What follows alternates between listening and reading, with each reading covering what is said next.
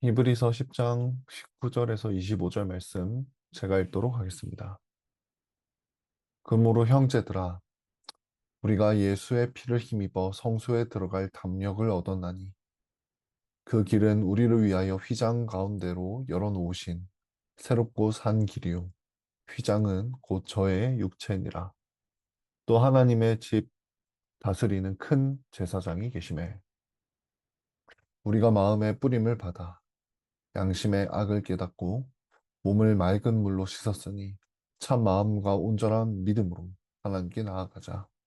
또 약속하신 이는 믿으시니 우리가 믿는 도리의 소망을 움직이지 말고 굳게 잡아 서로 돌아보아 사랑과 선행을 격려하며 모이기를 패하는 어떤 사람들의 습관과 같이 하지 말고 오직 권하여 그날이 가까움을 볼수록 더욱 그리하자. 아멘. 이 말씀을 가지고 나병 환자에서 제사장으로라는 제목으로 함께 말씀을 묵상하도록 하겠습니다. 나병 환자에서 제사장으로라는 제목으로 묵상하겠습니다. 여러분, 예수님은 승천하셨습니다. 승천은 복음입니다. 왜냐하면 그 승천으로 인해 예수님이 얼마나 영광스러운 분이신지 확증되었고 또 더 힘있게 예수님의 사역이 이루어지고 있기 때문입니다. 승천하신 예수님이 더 힘있게 사역하고 있기 때문에 우리는 예수님의 은혜를 더 깊이 누리게 됩니다. 이처럼 예수님의 승천은 참으로 중요한 복음입니다. 주일에 우리는 예수님의 삼중직에 대해서 간단하게 살펴보았습니다.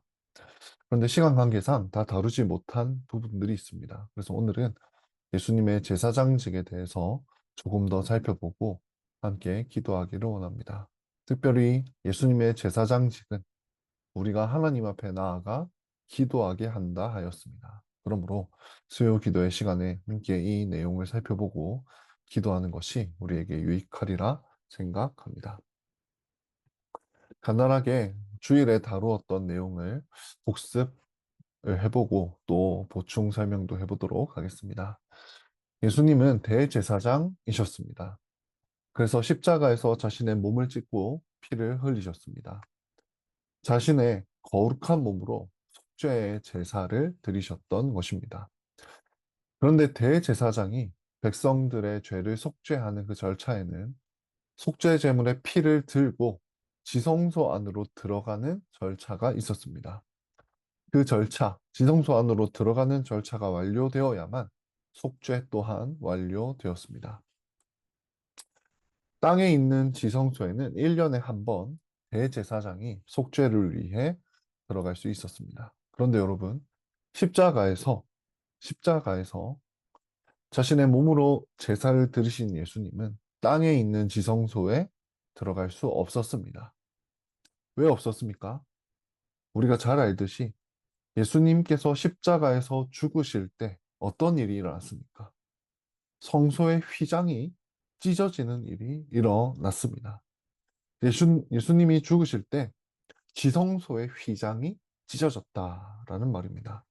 이것은 더 이상 이 땅에는 지성소가 없다, 지성소가 없다라는 것을 보여준 사건이 바로 지성소의 휘장이 찢어진 사건입니다. 그래서 예수님은 이제 땅의 지성소가 아니라 하늘의 지성소에 들어가셨습니다. 바로 그 모습이 승천입니다. 예수님은 시공을 초월한 곳, 하나님께서 영원히 임재해 계신 곳, 그 하늘로 들어가신 것입니다. 그리고 예수님께서 하늘로 승천하실 때 구름이 예수님을 가리워서 보지 못하게 했습니다.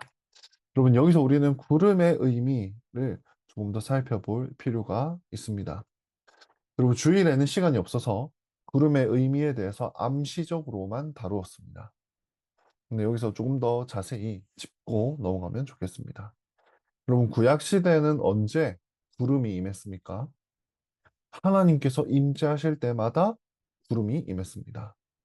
선지자 모세가 시내산에 올라갔을 때 하나님께서 임재하셨지 않습니까? 그때 하나님께서는 모세가 하나님의 영광을 보고 죽을까 걱정하여서 구름으로 자신을 가리우셨습니다.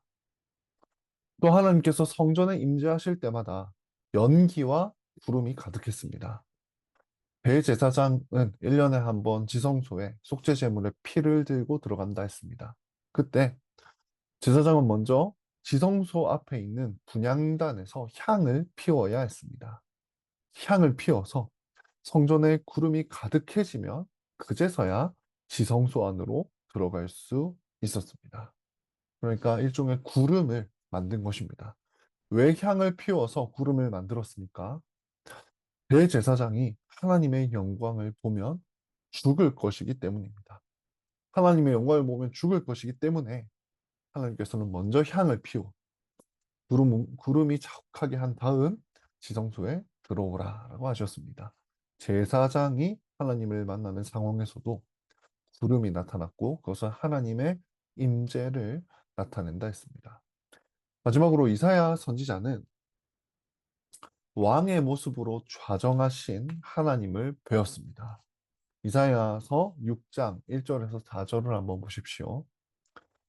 특히 1절을 보시면 주께서 높이 들린 보좌에 앉으셨다라고 합니다. 그리고 그 옷자락이 성전에 가득했다. 지금 왕이신 하나님의 모습을 보고 있는 이사야 선지자입니다. 그런데 또 4절을 보시면 그때 이 성전에 무엇이 가득했다고 합니까? 연기가 가득했다. 다시 말해 구름이 가득했다라고 합니다. 이처럼 하나님께서 높이 들린 보좌에 앉으시고 그리고 그때에도 하나님 왕이신 하나님께서 임재하셨을 그때에도 구름과 연기로 가득한 것을 우리는 볼 수 있습니다. 여러분 그러므로 따라서 구름은 무엇을 보여줍니까? 하나님의 임재를 보여주는 것이 바로 구름입니다. 예수님은 바로 그 구름으로 가리워진 하나님의 임재에 계시고 그 임재를 가리기 위해서 나타난 그 구름 속에 있는 하나님의 임재로 승천하셨던 것입니다. 하나님께서는 백성들이 자신의 그 영광스러운 임재를 보지 못하게 하시기 위해서 구름으로 자신의 임재를 가리셨던 것입니다. 예수님이 이제 그 하나님의 충만한 임재 속으로 들어가셔서 참된 선지자로서 또 제사장으로서 왕으로서 영원히 시공을 초월하여 사역하십니다. 이것이 또한 구름의 의미가 되겠습니다. 이제 다시 돌아와서 대제사장 예수님은 하늘에 있는 지성소에 들어가셨다라고 했습니다. 그러면 이때 히브리서 9장 12절을 한번 보시기 바랍니다. 여기 보시면 염소와 송아지의 피로 아니하고 오직 자기 피로 영원한 속죄를 이루사 단번에 성소에 들어가셨다라고 말씀합니다. 승천하신 예수님께서 무엇을 하신다는 말입니까? 이 말씀처럼 자신의 피로 단번에 그리고 또한 단번이지만 또한 영원한 그 속죄를 이루셨다라고 합니다. 그리고 영원히 자신의 피로 하나님 앞에 나타나 보이고 계십니다. 이것이 바로 예수 그리스도께서 특별히 승천하신 대제사장 예수님께서 하신 일이죠. 근데 여러분 여기서 중요한 점이 있습니다. 여러분 예수님은 몸을 버리시고 하늘의 지성소로 들어가셨습니까? 그렇지 않습니다. 예수님은 육신을 입으신 채로 하늘의 지성소로 들어갔습니다. 우리가 잘 알듯이 예수님은 죽으시고 부활하실 때 이제 새로운 부활의 몸을 입으셨습니다. 그 부활의 몸, 영광스러운 몸을 입으시고 계속해서 부활 이후 사역을 하셨다는 것을 우리는 알고 있습니다. 그 예수님이 입으신 부활의 몸은 하나님의 영광을 봐도 죽지 않는 그런 영광스러운 몸이었습니다. 예수님은 바로 그 몸을 입으신 채로 하늘에 들어가셔서 대제사장 사역을 지금도 감당하고 계십니다. 여러분, 예수님은 인간을 위한 대제사장이 되시려고 성육신 하셨다가 또한 죽으시고 부활하셨던 것입니다. 우리와 같은 인간으로서 하늘의 제사장, 대제사장이 되시려고 죽으시고 부활하셨습니다. 그리고 인간으로서 인간의 육신을 입으시고 하늘의 지성소에서 일하고 계십니다. 여러분, 그래서 우리는 인간일 뿐이지만, 그리고 우리가 인간의 몸을 입은 인간일 뿐이지만, 참 하나님이시자 동시에 참 인간이신 예수님께서 지금도 하늘에서 역사하고 계십니다. 그래서 인간인 우리가 담대하게 하느님 앞에 나아갈 수 있는 것입니다. 여러분, 이처럼 예수님의 성육신부터 예수님의 승천까지 모든 내용은 하나로 연결되어 있습니다. 예수님은 우리와 같은 육체를 취하시기 위해서 이 땅에 성육신하셨고 또 죽으시고 부활하신 몸을 입으신 다음 그 부활의 몸으로 또다시 승천하셔서 제사장 사역을 지금도 감당하고 계시다는 것입니다. 그러니 이 중에 하나라도 빠지면 안 됩니다. 이 모든 것은 다, 이 모든 것이 다 복음입니다. 이 모든 것이 다 하나로 연결된 중요한 복음이 되겠습니다. 여기서 오늘 21절과 19절을 한번 보시기를 바랍니다. 21절 보시면 또 하나님의 집 다스리는 큰 제사장이 계시매 라고 말씀하시고요. 또 그러므로 형제들아 우리가 예수의 피를 힘입어 성소에 들어갈 담력을 얻었다니 라고 말씀합니다. 여러분, 우리가 하나님의 지성소에 들어갈 담력을 얻은 이유 무엇입니까? 인간의 몸을 취하신 그 예수님께서 지금도 인간의 몸으로서 하늘의 지성소에서 사역하고 계시기 때문입니다. 그렇기 때문에 우리가 하나님 앞에 나아갈 수 있다는 점, 이것을 꼭 기억하시기 바랍니다. 네, 이제 남은 부분에서는 오늘 히브리서 말씀, 우리가 읽은 말씀을 통해서 예수님의 사역이 우리에게 어떤 실제적인 유익을 가져다 주었는지, 특별히 예수님의 제사장 사역이 우리에게 어떤 실제적인 유익을 가져다 주었는지를 조금 더 자세히 살펴보기로 원합니다. 먼저 예수님은 대제사장으로서 무슨 일을 하셨냐? 우리를 정결케 하시는 분입니다. 우리를 정결케 하십니다. 그럼 구약의 제사장들을 한번 보십시오. 그들은 어떤 일을 했느냐? 정결케 하는 일을 했습니다. 예를 들어 나병 환자는 이스라엘 회중과 함께 살지 못했습니다. 그러다가 나병이 나은 경우가 있었습니다. 나병 환자가 이스라엘 회중 밖에서 살다가 나병이 나았습니다. 그러면 그때 나병 환자는 다시 제사장에게로 찾아왔습니다. 그리고 제사장은 나병 환자가 정말 나병이 나았는지, 정결하게 되었는지를 확인을 했습니다. 만약 나병이 다 나았다면 제사장은 새의 피를 우슬초에 찍어서 나병 환자에게 뿌렸습니다. 그리고 나병 환자는 피 뿌림을 받은 뒤에 자신의 몸을 물로 씻고 다시 이스라엘 회중 속으로 들어오게 되었습니다. 이렇게 제사장은 나병 환자가 정결하게 되었다는 것을 확증하는 일을 했습니다. 피를 뿌리고 또 몸을 씻게 하여서 다시 이스라엘 회중 속으로 들어올 수 있도록 했던 것입니다. 여러분, 하늘의 대제사장이신 예수님께서도 우리에게 그런 일을 하십니다. 여러분, 원래 우리는 어떤 존재였습니까? 죄로 인해 더러워졌던 사람들입니다. 도저히 우리는 하나님의 백성에 속할 수 없는 더러운 자였습니다. 그렇지 않습니까? 그런데 예수님은 그런 우리들에게 성령님을 보내셨습니다. 성령님을 통해서 예수 그리스도의 거룩한 피가 우리에게 뿌려지게 하셨습니다. 또한 성령님을 통해서 우리가 깨끗하게 씻겨지게 하셨습니다. 그러니 예수님의 제사장 사역은 우리에게 무엇을 했다는 말입니까? 죄라는 나병에 걸려있던 우리를 예수님의 사역이 정결케 했습니다. 예수님은 우리를 정결케 하신, 특별히 죄라는 나병에서 정결케 하신 제사장이십니다. 그래서 오늘 말씀 22절을 보시면 그 내용이 나옵니다. 우리가 마음에 무엇을 뿌림을 받았겠습니까? 피 뿌림을 받았습니다. 그리고 양심의 악을 깨닫고 몸을 맑은 물로 씻었습니다. 성령께서 우리를 씻겨주셨지요. 그래서 참 마음과 온전한 믿음으로 하나님께 나아가게 되었다라고 합니다. 우리 마음은 성령님으로 말미암아 깨끗하게 씻겼고 이제 참 마음과 온전한 믿음 하나님 앞에 나아가게 되었습니다.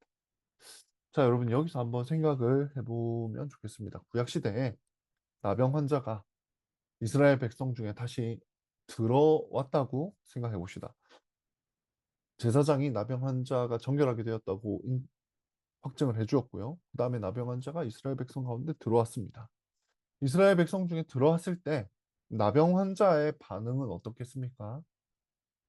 먼저는 감사함이었을 것입니다. 어떻게 내가 나 같은 것이 하나님의 백성에 다시 들어오게 되었는가? 어떻게 이 백성과 함께 다시 살게 되었는가? 얼마나 감격스러웠겠습니까? 너무나 너무나 감사한 마음이 그 나병 치유받은 나병 환자의 마음에 가득했을 것입니다. 하지만 또 하나를 생각해 보면 백성들은 나병 환자를 쉽게 받아들이기가 어려웠을 것 같습니다.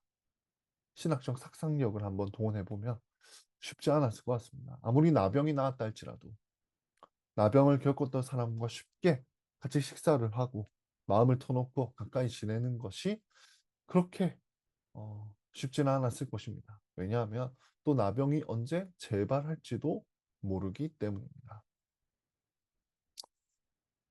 이처럼 나병 환자였던 사람이 다시 돌아온다 할지라도 원래 깨끗했던 사람들은 쉽게 마음의 문을 열지 못했을 거란 말입니다. 하지만 그때 나병 환자, 이 치유받은 나병 환자에게 마음의 문을 여는 사람도 있었겠지요. 특별히 누가 마음의 문을 열어줄 수 있었겠습니까? 만약 나병 환자였다가 치료받아서 이스라엘 회중 가운데 이미 들어와 있는 사람들이 있었다면, 나병 환자였던 그런 백성들이 있었다면, 아마 그들은 마음의 문을 그래도 열 수 있지 않았겠습니까? 자신처럼 회복된 그 나병 환자를 맞아서 자신의 집에 초대하고, 함께 밥을 먹고, 함께 기뻐하고, 또 그동안 슬펐던 지난날을 함께 위로하며, 또 그 나병 환자에게 필요한 것들을 제공할 수 있지 않았겠습니까? 자신도 똑같은 경험을 했기 때문에 자신도 나병에서 치유받고 또 정결하게 되었던 것을 경험했기 때문에 저도 그 치유된 나병 환자에게 나병 환자였던 사람들은 그래도 사랑을 나타내 보일 수 있었을 것입니다. 여러분, 그런데 신약 시대에도 똑같은 일이 일어납니다. 여러분, 우리 모두는 죄라는 나병에 걸려 있던 자들입니다. 그런데 대제사장이신 예수님이 우리에게 어떤 일을 했다 했습니까? 죄라는 이 나병에 물들어 있던 우리를 치유하시고 정결케 하셨습니다. 그리고 우리를 교회 안으로 부르셨습니다. 그때 교회는 두 부류로 반응할 수 있을 것입니다.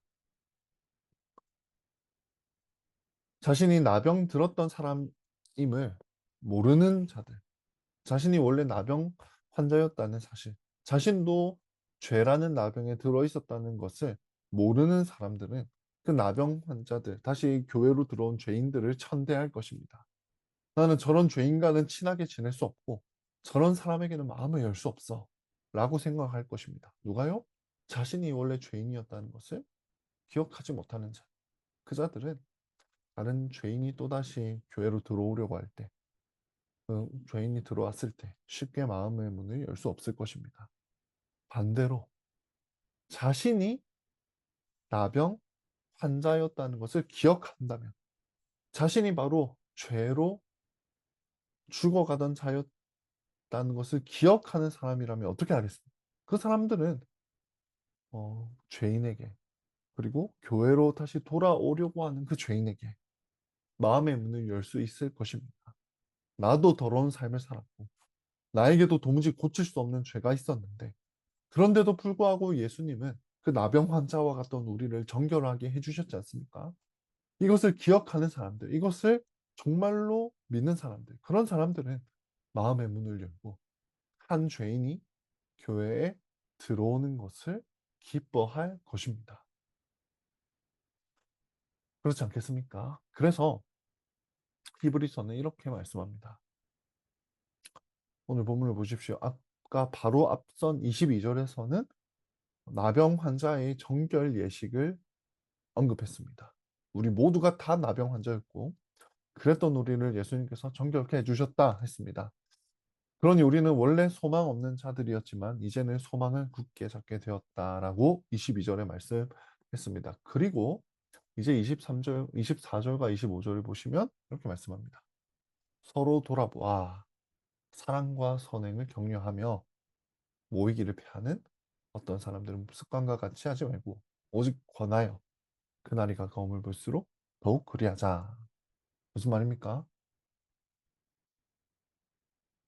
우리가 나병 환자였으니 이제 치유받아 함께 교회로 들어온 그들, 또 다른 우리와 같은 죄인들을 서로 함께 사랑하자라는 것입니다.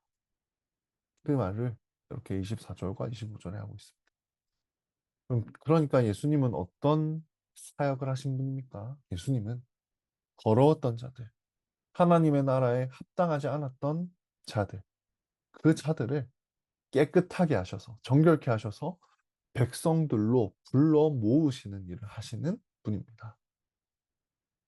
예수님은 하나님의 나라에 합당하지 않은 자들을 깨끗하게 하셔서 하나님 나라 백성이 되게 하신 대제사장이십니다. 예수님을 통해서 깨끗하게 된 자들은 이제 교회로 모이게 됩니다. 그리고 더러웠던 우리를 깨끗게 하신 그 예수님을 바라보며 감사하며 이제 서로 사랑하게 됩니다. 우리 중 누구도 죄인이 아니었던 자가 없습니다. 그러니 서로에게 어떤 죄가 드러난다 할지라도 우리는 서로를 사랑하는 그런 존재가 되었습니다. 예수님의 정결케 하는 사역은 우리가 용서받은 죄인으로서 서로를 사랑하게 만들었다는 것입니다. 여러분, 우리 중에 만약, 우리 중에 만약 원래부터 죄가 없었던 사람이 있었다면 서로 사랑하지 않아도 이해가 될 수 있을 것 같습니다. 그러나 우리 중 한 명도 죄가 없었던 사람이 없습니다. 우리 모두는 원래 용서받지 못할 자들이었습니다. 그런데 예수님은 그런 우리를 불쌍히 여기시고 사랑하셔서 우리를 정결케 하시고 우리를 교회로 불러 모으신 것입니다. 그러므로 우리도 오늘 말씀처럼 죄에서 구원받은 서로를 불쌍히 여기고 서로 돌아보아 사랑과 선행을 격려하는 삶을 살아야 하겠습니다. 그러므로 우리가 좋아하는 이 구절, 사실 우리가 24절, 25절 참 좋아하지 않습니까? 좋아하는 이 구절은 예수님께서 우리에게 베푸신 은혜 속에서만 이해가 될 수 있습니다. 우리가 서로 돌아보아 사랑과 선행을 격려해야 하는 이유가 무엇입니까? 우리 모두가 용서받은 죄인이요. 우리 모두가 정결하게 된 나병 환자였기 때문입니다. 그러므로 다른 이들에게 나타내 보이는 사랑은 우리가 스스로를 얼마나 죄인으로 여기느냐 이것과 비례합니다. 여러분, 우리가 정말 더러웠던 죄인이고 우리가 정말 소망이 없던 죄인이고 우리가 정말 소망 없는 악한 죄인이었음을 믿는 성도들은 교회 안에 있는 또 다른 죄인들을 사랑합니다. 물론 죄에 대해서 책망할 수 있겠죠. 하지만 그 죄인을 사랑하는 마음으로 책망합니다. 그러나 자신이 더러운 존재였다는 것을 까먹은 사람들은 어떻게 합니까? 연약한 다른 성도들을 바라볼 때 정죄와 책망의 마음으로 바라봅니다. 그리고 연약한 다른 성도들을 사랑하는데 게으릅니다. 연약한 다른 성도를 사랑하기보다 쉽게 미워합니다. 여러분, 우리는 어떻습니까? 이 말씀 앞에서 우리가 우리 스스로를 어떻게 바라보고 있는지, 우리가 정말 정결하게 된 나병 환자와 같았다는 것을 믿고 있는지, 그래서 교회 안에 연약함이 드러나는 다른 성도들을 똑같이 마음 아파하는 마음, 그리고 사랑하는 마음으로 바라보고 있는지 스스로를 돌아보시기를 바랍니다. 여러분, 예수님은 우리에게 피를 뿌리시고 성령을 보내셔서 우리를 정결케 하셨다 했습니다. 여러분, 그런데 여기서 한 가지 더 생각해 볼 수가 있습니다. 구약을 보면 몸에 피를 뿌리고 물로 씻은 사례가 하나가 더 나타납니다. 그것은 바로 제사장의 위임식 때였습니다. 예수님이 우리에게 성령으로 피를 뿌리시고 성령으로 우리를 식이셨다는 말은 이제 우리가 제사장이 다 되게 하셨다라는 의미입니다. 심지어 우리는 언제든지 하늘의 지성소에 기도를 통해 나아갈 수 있는 제사장들이 다 되었습니다. 그래서 한 번 더 이 구절을 보십시오.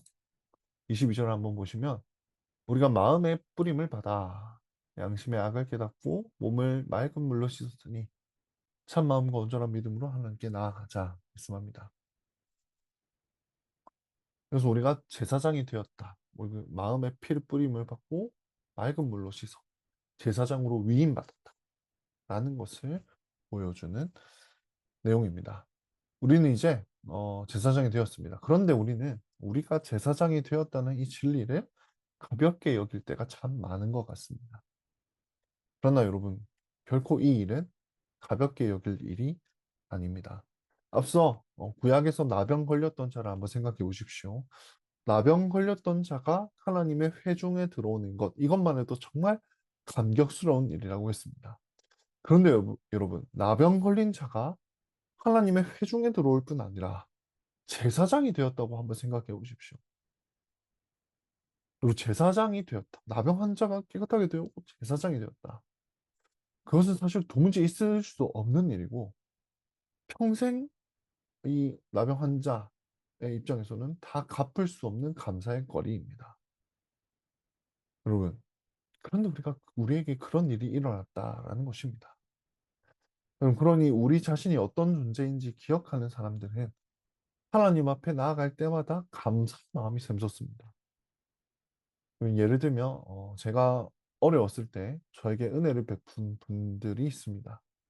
좋은 목사가 되라고 어떤 분은 학비를 내주신 분도 있고 또 거처를 구해주신 분도 있습니다. 그분들을 다시 만나면 만날 때마다 감사의 마음이 샘솟습니다. 그래서 좋은 목사가 되라는 그분들의 마음을 다시 생각하면서 또 좋은 목사가 되고 싶은 그런 마음이 다시 샘솟습니다. 여러분, 우리에게 일어난 일이 바로 그와 같습니다. 여러분, 우리는 제사장들이 다 될 수 없는 자들이었습니다. 그런데 예수님은 무한한 은혜를 우리에게 베푸셔서 우리를 제사장으로 삼아 주신 것입니다. 그러니 이것이 얼마나 감사한 일입니까? 하늘의 지성소에 나아가며 기도할 수 있는 존재, 제사장이 된 것은 우리의 영원한 감사거리입니다. 우리가 아무리 갚으려고 해도 다 갚을 수 없는 감사의 거리입니다. 그러니 우리는 우리가 기도할 때마다, 기도의 자리로 나아갈 때마다 우리를 제사장으로 삼아주신 그 예수님의 뜻을 기억해야 할 것입니다. 그리고 자신이 어떤 존재였는지 기억하는 사람은 하나님 앞에 하나님의 임재로 나아갈 때마다 힘을 얻습니다. 여러분, 단순히 그 하나님 기도의 자리에 나아가는 게 힘든 일로 느껴지는 것이 아니라 그곳에 나아갈 수 있음 자체가 감사의 거리고 그곳에 나아갈 수 있음 자체가 감격처럼 감격으로 느껴진다는 것입니다. 단순히 힘든 일이 아니라 기도의 자리에 나아가는 것은 감사한 일입니다. 정말 자신이 나병 환자와 같은 자였다 기억하는 사람은 자신이 제사장으로 하나님께 나아갈 때 자신을 우리 같은 것들을 어떻게 제사장으로 삼아 주셨는가 이것을 생각하며 하나님을 더 사랑하게 됩니다. 기도의 자리에 나아갈 때마다 감사의 마음을 내 삶으로 표현할 수 있는 방법이 없는지 더 고민하게 됩니다. 이처럼 자신이 제사장이 되었다는 것이 어떤 의미인지 진정으로 아는 사람은 기도할 때마다 감사하는 사람이 됩니다. 예수님 우리가 기도의 자리에 나아가 영원히 감사, 영원히 기뻐하게 하시는 이 기쁜 일, 이 기쁜 일을 누리게 하시려고 우리 모두를 제사장으로 불러주셨던 것입니다. 그러니 참으로 예수님의 승천은 우리에게 복음입니다. 그럼 마지막으로 제사장이 했던 일을 한 가지만 더 살펴보겠습니다. 간략하게 살펴보겠습니다. 구약의 제사장들은 죄를 용서받게 하는 속죄의 제사만 드렸던 것이 아닙니다. 제사장들은 감사의 예물을 드리는 일도 했습니다. 그럼 앞서 예수님은 우리가 제사장이 되게 하셔서 우리가 기도의 자리에 나갈 때마다 감사의 마음이 솟구치게 하신다라고 했습니다. 여러분, 이제 우리는 감사의 마음을 느낄 뿐만 아니라 이제 이 감사의 마음을 표현할 수 있는 자가 되었습니다. 그러니까 우리는 이제 감사의 마음을 담아 예물을 드릴 수 있는 제사장이 되었다는 것입니다. 여러분, 원래 우리는 하나님께 드릴 수 있는 게 아무것도 없었습니다. 우리가 어떤 것을 하나님께 드려도 그건 하나님 앞에 가증스러운 것일 뿐이었습니다. 우리가 어떤 이 세상 아무리 착해 보이는 일을 한다 하더라도 그 속에는 더러운 죄가 묻어 있어서 우리가 하나님께 드릴 수가 없었습니다. 하나님은 그런 것을 미워하셨고 가증스러워하셨습니다. 그러나 이제 우리는 예수님 안에서 정결하게 되었습니다. 예수님이 우리를 정결하게 하셨고 정결한 제사장으로 삼아 주셨습니다. 그러므로 이제 우리는 어떻게 되었냐? 하나님께 감사의 예물을 드릴 수 있는 존재가 되었다는 것입니다. 우리는 감사의 예물을 드리는 제사장들입니다. 그럼 우리가 무엇으로 하나님께 감사의 예물을 드립니까? 로마서 12장 1절을 한번 보십시오. 그러므로 형제들아, 내가 하나님의 모든 자비하심으로 너희를 권하노니 무엇을요? 너희 몸을 하나님이 기뻐하시는 거룩한 산 제사로 드리라. 이는 너희의 드릴 영적 예배니라 말씀합니다. 그리고 제사장인 우리는 이제 동물이 아니라 우리의 몸으로 하나님께 감사의 예물을 드립니다. 예수님께서 우리의 몸과 영혼 모두를 깨끗하게 해주셨기 때문에 이제 우리는 하나님께 우리 자신을 드릴 수 있는 존재가 되었습니다. 우리의 몸도 핏부림을마다 정결하게 되었습니다. 그러니 우리의 몸을 드릴 수 있게 된 것입니다. 그러니 성도 여러분, 하나님께 여러분을 드리십시오. 여러분의 몸을 드리십시오. 여러분의 마음을 드리시고 여러분의 삶과 여러분의 인생 전체를 드리십시오. 그것이 바로 제사장이 하는 일입니다.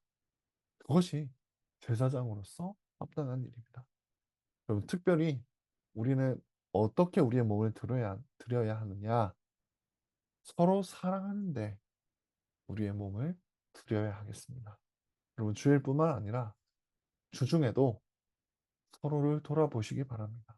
아픈 이들이 있다면 그들을 가슴에 품고 기도의 자리에 나아가 그들을 위해 기도하시기 바랍니다. 제사장이 우리가 기도할 수 있지 않습니까? 그들을 위해 하나님 앞에 나아가 임재 속으로 들어가 기도하십시오. 그것이 사랑입니다. 여러분, 말만 기도하겠습니다가 아니라 실제로 기도하는 우리가 되기를 원합니다. 그것이 사랑입니다. 여러분, 또한 우리의 몸으로 어떻게 사랑을 할 수 있느냐, 우리의 몸을 들여서 어떻게 사랑할 수 있느냐, 서로를 위한 시간과 서로를 위한 공간을 내어 놓으시기 바랍니다. 서로를 초대하시고 서로에게 연락하시고 전화하시고 서로의 어떤 일들이 있다면 계속 관심을 가지고 물으시고 확인하십시오. 그리고 계속해서 기도하시고 또 필요한 도움이 있다면 개인적으로도 도우십시오. 말로만이 사랑이 아니라 실제적으로 서로 사랑을 나누는 시간을 가집시오. 그것이 무엇입니까? 우리가 몸으로 드리는 감사의 예물입니다. 우리는 바로 그 예물을 드릴 수 있는 제사장들이 다 되었습니다. 꼭 기억하시기 바랍니다. 여러분, 말씀을 정리하며 맺겠습니다. 오늘 우리는 주일 말씀을 되새기면서 히브리서 10장을 살펴보았습니다. 지상의 지성소가 사라진 이후 예수님은 하늘의 지성소로 들어가셨습니다. 그때 하나님의 임재를 나타내는 구름이 예수님을 가리웠습니다. 예수님은 부활의 몸, 인간의 몸을 입고 하늘의 지성소로 들어가셨습니다. 우리에게 참 하나님이시자 동시에 참 인간이신 제사장이 계시기 때문에 우리는 언제든지 하늘의 지성소로, 비록 인간의 몸을 입고 인간이지만 하늘의 지성소로 나아갈 수 있는 것입니다. 특별히 오늘 히브리서는 승천하신 예수님께서 계속해서 제사장 사역을 하고 계시다고 증언합니다. 구약의 제사장들은 나병 환자를 정결케 하는 사역을 했습니다. 마찬가지로 예수님은 죄라는 나병에 걸린 우리를 정결케 하셔서 하나님의 백성의 수요 안에 들게 하셨습니다. 또 예수님은 우리가 단순히 하나님의 백성이 되게 하실 뿐 아니라 제사장들이 다 되게 하셨습니다. 나병 환자가 제사장이 된 사건보다 죄인이었던 우리가, 지옥 백성이었던 우리가 영원한 하늘의 천국의 영원한 제사장이 된 것이 더욱더 감사하고 감격스러운 일입니다. 그러니 우리는 기도하며 하나님의 임재 속으로 들어갈 때마다 하나님께 감사해야 할 것입니다. 특별히 제사장이 된 우리가 드려야 할 감사의 예물은 우리의 몸입니다. 구약의 제사장들이 감사의 예물을 드렸듯이 정결하게 된 우리의 몸을 감사의 예물로 드려야 할 것입니다. 지금부터 영원히 우리의 몸을 감사의 예물로 드리는 우리가 되기를 원합니다. 특별히 서로 돌아보아 서로 사랑하는데 우리의 몸을 드립시다. 25절의 말씀처럼 우리가 마지막으로 승천하여 공중에서 주님을 영접할 그날까지 몸으로 감사의 제물을 드리는 제사장들이 되기를, 그런 우리 모두가 되기를 간절히 소망합니다.